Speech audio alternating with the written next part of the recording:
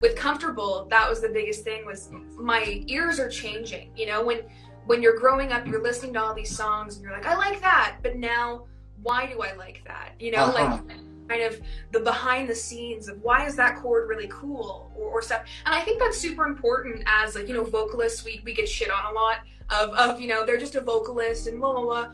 But learning the theory behind it and being able to talk that talk and interact with other artists is really important. So when I wrote Comfortable, it was a wonderful co-write with my friend Robert Adam, who I adore. And we sat down and we were talking about this feeling of being in love, but it feels like you've been there before, you know, like it's effortless. You've been with that person in another life, or it just feels comfortable, right? And warm, and like you said, like an embrace. So we wanted to kind of emulate that feeling by having it really, really flowy, really, really nice, really dreamy. And I think that there's a lot of, like, you know, dream pop, dreamscapes right now, but going into the studio, translating it from the first demo to the studio was such an amazing experience. I worked with my two bandmates, Kyle Tenove and Cam Buie, and we just created something amazing. So, yeah.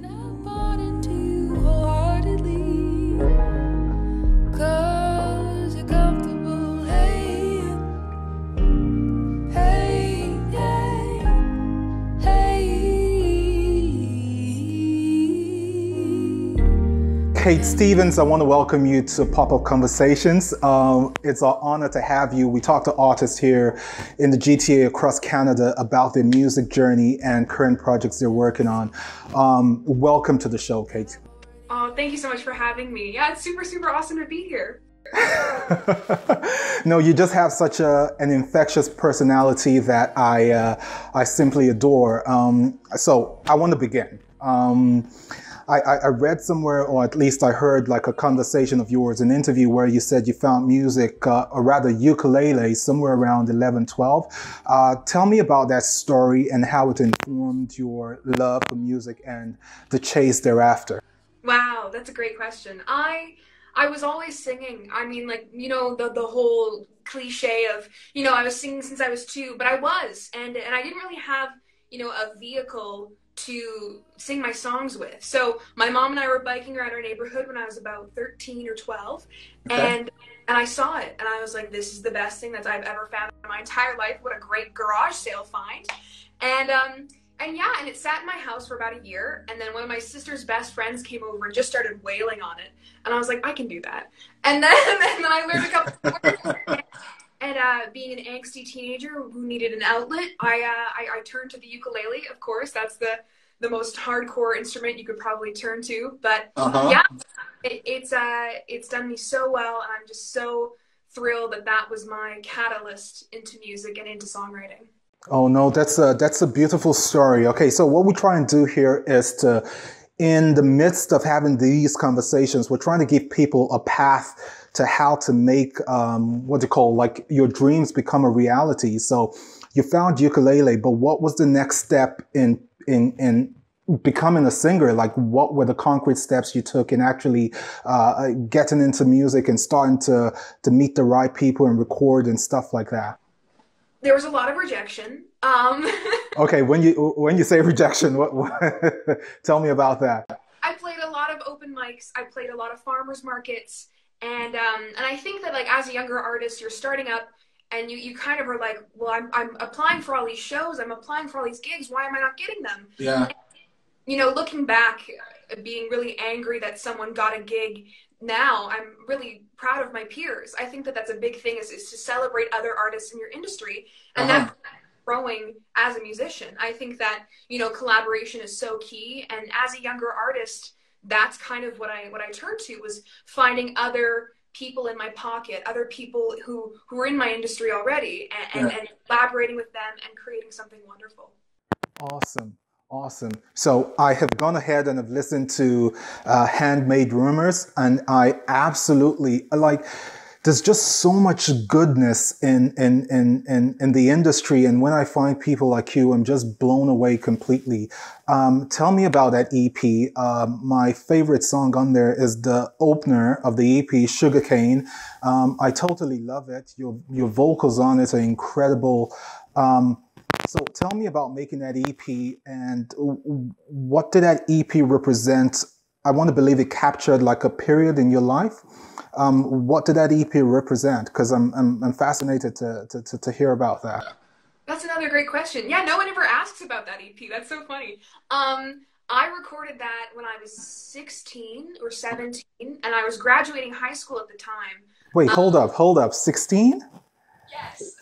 Those songs, like, they're just, they're heavy. I don't pick real winners most of the time, so that's kind of what those songs were about. And I think that you know, love and loss and heartbreak, they're such universal themes. And I think that a lot of people connect with that. So when I was growing up, I'd listen to, you know, these 70s songstresses like Joni Mitchell, Carole King, who have just had their hearts torn out, shown to them, thrown across the room. And I was like, do that. So that's kind of what Handmade Rumors was. And I worked with wonderful, wonderful producers. I worked with a wonderful artist. Michael Bernard Fitzgerald produced the whole album. And then Josh William at OCL Studios. Like, it was just such a dream come true. And then to release it, I released it the day before my convocation for grade 12. So it was just a really weird, surreal week of just kind of all over the place. But yeah, I love that album. Thank you for asking. No, it's great. And the last song on that album, Adventures Colin, yeah.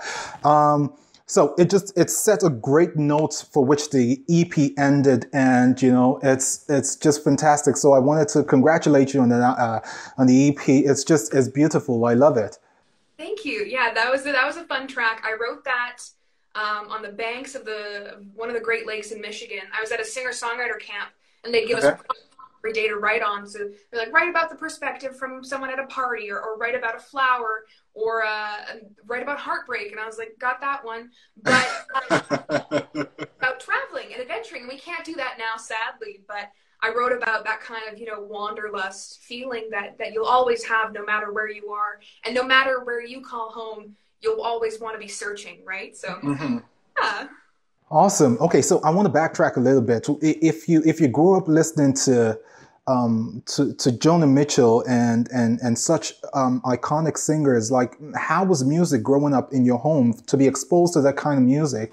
How did that influence? I know it has influenced the way you sing, but how did you find yourself in the midst of that? Oh, I was so lucky. My mom loves music. Couldn't carry a tune in a bucket, but loves music.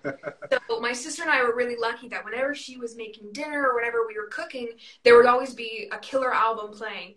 And you know, like, we would listen to Joni Mitchell, Carole King, Etta James, Aretha Franklin, Kool and the Gang, like, just really weird, obscure 70s disco tracks and stuff too that my mom loves. So I grew up listening to that, and that was kind of my inspiration of these really powerful female singers that I was like, I want to sound like them. I want to sound like all of these amazing women who've lived amazing lives. And you can hear it in the vocals too. Like, if you listen to any Aretha songs, like, it's just, there's something about them. So I wanted to kind of carry that and be influenced heavily by, you know, soul and R&B in that realm of like the 70s and 60s. So absolutely, and you nail that every time. I'm going to tell you a little story here as we segue into your most recent single, "Comfortable." I was up this morning in some, you know, at some ungodly hour, and I had my headphones on, and I was listening to that in preparation for this, and it's. I can't really explain it. It felt like I was being embraced, like I was being held, and it felt really, really, really good. So I want you to tell me about that single. What has changed between putting out your first EP and the two songs you put out in between? I think Right Choice and It's Real, and those are the two. It's Real. And then we did Meant for Me, which was like a dual single. So it was just kind of a bunch of singles that I was like you said, different points in my life that I wanted to kind of represent. And with Comfortable, that was the biggest thing, was my ears are changing. You know, when you're growing up, you're listening to all these songs and you're like, I like that, but now why do I like that? You know, like, kind of the behind the scenes of why is that chord really cool, or stuff. And I think that's super important as, like, you know, vocalists, we get shit on a lot of, you know, they're just a vocalist and blah, blah, blah. But learning the theory behind it and being able to talk that talk and interact with other artists is really important. So when I wrote Comfortable, it was a wonderful co-write with my friend Robert Adam, who I adore. And we sat down and we were talking about this feeling of being in love but it feels like you've been there before, you know, like it's effortless. You've been with that person in another life, or it just feels comfortable, right? And warm, and like you said, like an embrace. So we wanted to kind of emulate that feeling by having it really, really flowy, really, really nice, really dreamy. And I think that there's a lot of like, you know, dream pop, dreamscapes right now, but going into the studio, translating it from the first demo to the studio was such an amazing experience. I worked with my two bandmates, Kyle Tenove and Cam Buie, and we just created something amazing. So, yeah. I absolutely agree. It's on my playlist right now, and I've been listening to it all day, and I couldn't speak highly enough of it, though. Do you consider yourself primarily as a vocalist before? This might be a weird question, but because the scales and the runs you do when you sing, they're just incredible. So do you consider yourself primarily as like a vocalist? Like I wanna do justice to delivering this song before you consider yourself like a songwriter or a musician and all of that? What comes first for you? That's a great question. I grew up around jazz musicians, and I grew up around, you know, piano and bass and all that stuff. So being able to hear what they're playing and then sing that back. And I think that kind of grew the vocalist and kind of weird stuff that I like to do. But for me, songwriting is another way of showcasing my vocals. And I think that blending the two is so important, of, you know, conveying and emoting with your vocals. Yeah. And I played a Zoom show the other night, and I was singing a song of mine, and I just really, you really bring it down and you take it down. And the girl was like, she's like, thank you. Like, that was really cool how you drew us in with your dynamics. And I think that's important. And I'm a teacher as well. So whenever I'm talking to my students, it's all about, you know, creating that flow. And you're not just singing a song, you're living that song and you're breathing that song. And the coolest thing about vocals and vocalists is that we're our own instruments. You know, if you're having a bad day, you're going to hear it. You know, we're all living and breathing this really cool thing that's inside of us. So that's why vocals are super important to me. I think that, like, when we were doing comfortable tracking, I probably tracked those vocals like upwards of 50 times.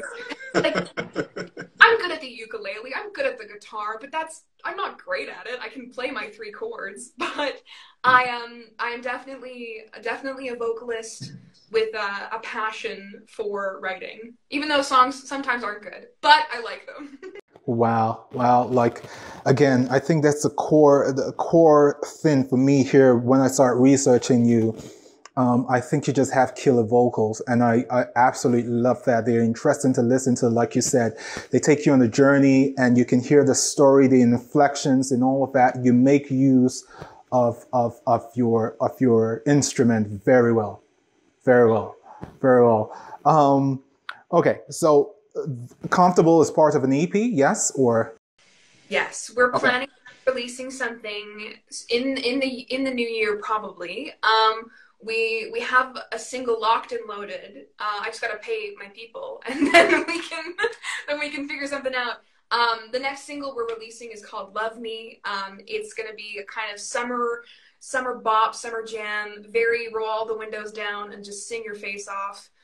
We're hoping for probably end of July, August-ish for that song. So I'm excited for the future in that realm too. So yeah. Awesome. It's been fantastic talking to you. Tell me about Yo Mama. I listened to an interview where you talked about that, and I know you're the artistic director and the founder of that, but what are you trying to, with all of the success that you have achieved so far? I know that mentorship is a big thing to you, and trying to give opportunities to younger people who are coming up in this industry, in this space, but tell me more about that.